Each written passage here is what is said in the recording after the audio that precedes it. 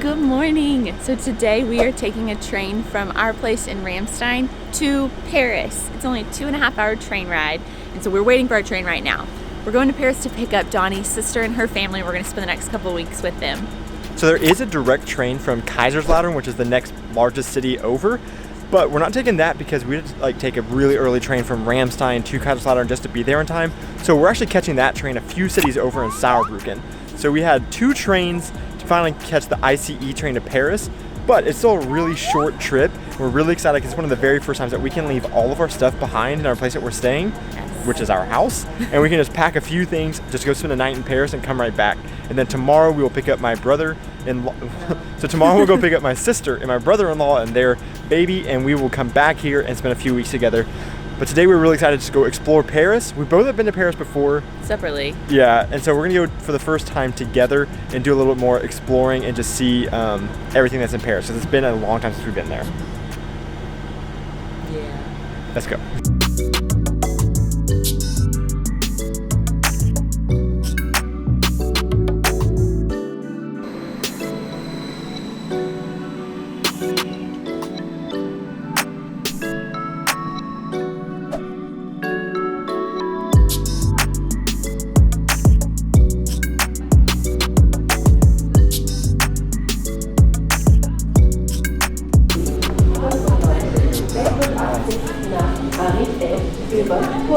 So that's the second train down, and now we have to go look for our train to Paris.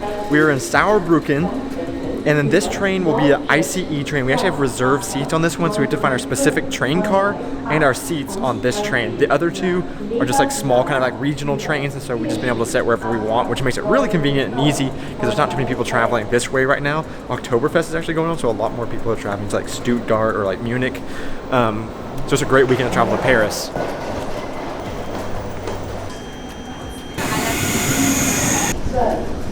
So we made it onto the train. They had the numbers, of course, on the outside of the cars, and we found our car, and our seats were right at the end of the car, which made it really quick and easy to find it.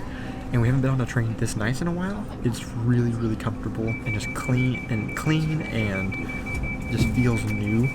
The regional trains that we ride on, they're all right, but they're not as nice as this, so this is really nice. But we'll be here riding for about an hour and 45 minutes, I think, and unfortunately, we have to ride backwards, which is not my favorite thing. So we're gonna settle in here and try not to get sick riding backwards the whole way, the rest of the way to Paris.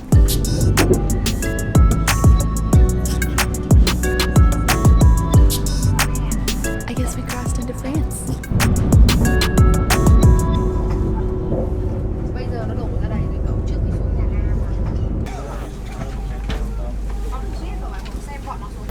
Yes, so we have made it to Paris. We are heading out of the train station now, and we're going to start heading directly to, what's it called?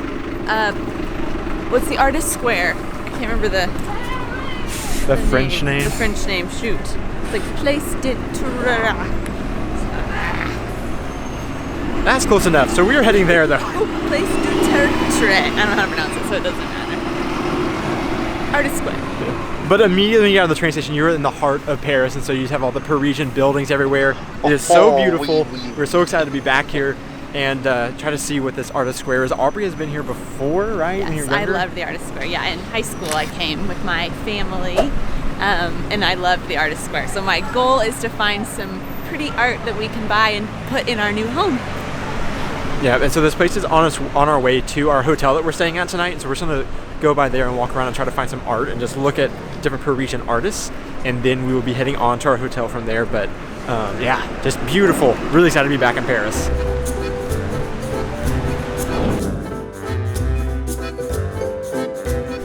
On our way to the artist square, we did pass by the Sacré-Cœur, and it's this amazing, amazing church right at the top of this massive hill in town that has an incredible view over the city of Paris. You can't see the Eiffel Tower and stuff from the view, but you still have an amazing view of the architecture and everything. But tons of tourists, tons of people selling things. Definitely a great place to get pickpocketed with all the crowds and everything. But we're gonna keep on moving. Are we going up this way? Yeah. But we're continuing to move because we're gonna try to get to the artist square. But a really cool spot, beautiful architecture, beautiful cathedral, and amazing views. And lots of stairs.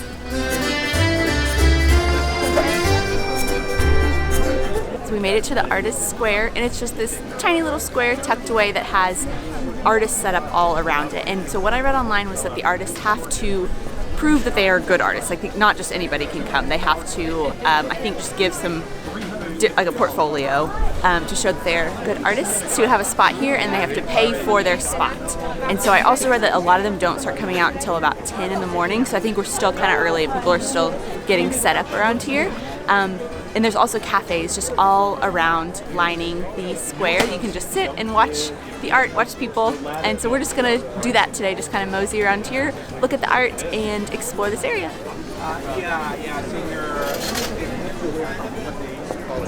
So the art in the square there was fairly reasonable from an art standpoint. I guess you have all these great artists that are there selling their stuff personally, and so a large like wall painting was going to cost like 350 to 400 euros. There was some stuff for like 150 euros or so, and then we found these really awesome little pen sketches that the artist was drawing right there of different places around town, and we were able to get a small pen and ink drawing for about 45 euros.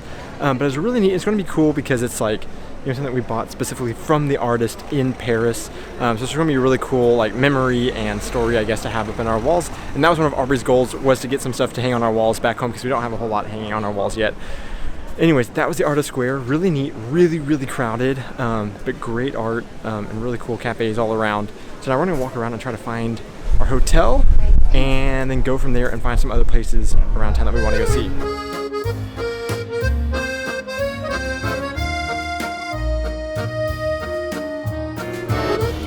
We stopped into a cafe real quick to get lunch, and then we decided to have a very stereotypically Parisian lunch. So I got what we would call French onion soup, but on the menu it just said onion soup.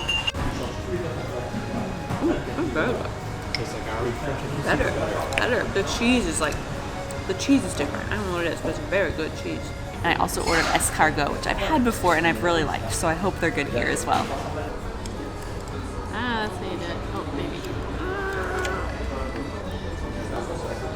Oh, there he is.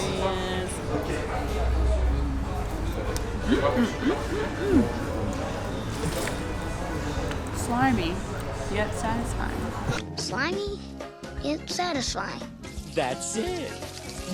So honestly, I mostly just taste like the garlicky and butteriness of the escargot, kind of pesto-y tasting, but then I get a little bit of like a seafood flavor. But I like them. I don't know, it just feels like I'm eating seafood. I also went Parisian. I got French fries with my hamburger. Yeah, we don't normally show food on our channel because we're not big foodies ourselves. And that restaurant wasn't like really anything special, just kind of a small little cafe that we just stopped into over by our hotel. And it just happened to have a lot of that Parisian stuff. So we don't think that that's actually like real Parisian food. That's just like, you know, what we've heard like France is famous for, those different things. Except for the hamburger and French fries, I get it. But we have left that restaurant and we're going to start heading to some of our bigger tourist destinations that we're going to, like the Eiffel Tower and the Notre Dame. We want to go check on the Notre Dame and see what kind of state it's in after the fire that happened there. So we're going to take the metro. And I've taken the subway system here before and I don't remember being super impressed by it, but we want to go see what it's like and hopefully be a little bit quicker to get across town that way.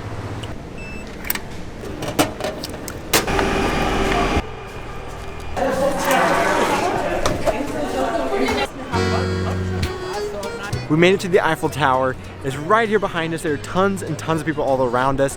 And there's this awesome field right out in front of it that you can sit on and lay out. There's tons of people coming up and selling like beer, champagne, wine, and also different trinkets that you can buy. So if you don't know, the Eiffel Tower was built in 1889 for the World's Fair here in Paris. It was supposed to be just a temporary exhibition, but then it remained as a permanent structure in Paris. And at the time that it was built, it was the world's tallest tower.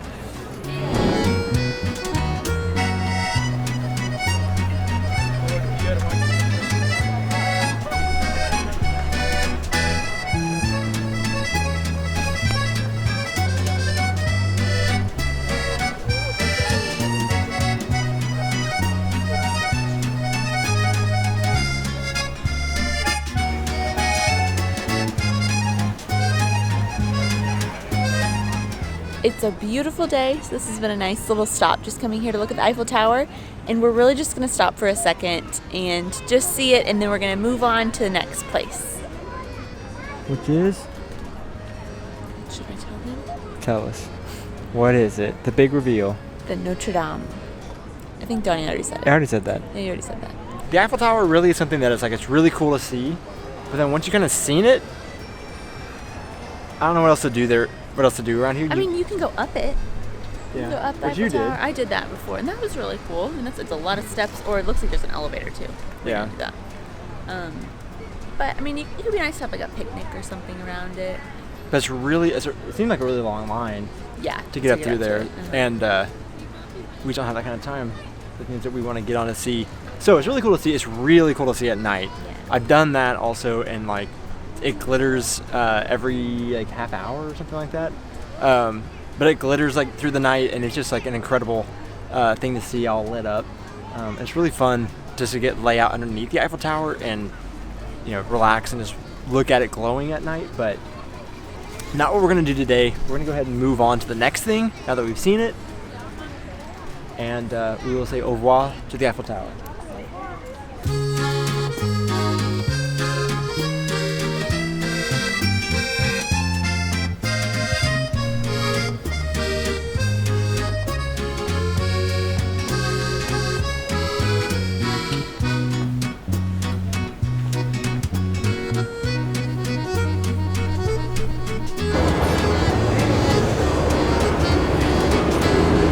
Unfortunately, you can see the Notre Dame is in very, very bad shape after the fires, and so it's completely fenced off. There's even barbed wire fences around a large portion of the Notre Dame, and so we can't get any closer than what our video is showing. So we can see like a bunch of tents sitting out in front of it that has, I guess, a lot of the construction stuff inside of them, and so they have all that ripped off so they can just do the work and not have tourists all inside there getting in their way. But all the way around the perimeter, it's really kind of unfortunate and sad to see it in the way that it is, with all the scaffolding all around it. Underneath the flying buttresses, there's all kinds of framework also. So it's very unfortunate that it's this way. I don't know how long it's going to be this way. Maybe they've announced that, but hopefully it gets repaired really quickly, because whenever we've been here in the past, we've gotten to be right up underneath it, and there's usually like street performers all underneath the front of the facade of the church, and it's just a really neat atmosphere and really fun place to go and see. So that's kind of where we're calling it our day, on this kind of sad note of the Notre Dame. But it's been a really, really fun day here in Paris so far. And tomorrow morning is about to get more fun as we go and pick up our family at the airport here, and then we're going to be taking them back to Germany. But it's been cool getting to see the Eiffel Tower, getting to eat some French food, and just walk around. That's what we're going to call it a night. We'll see you in the morning.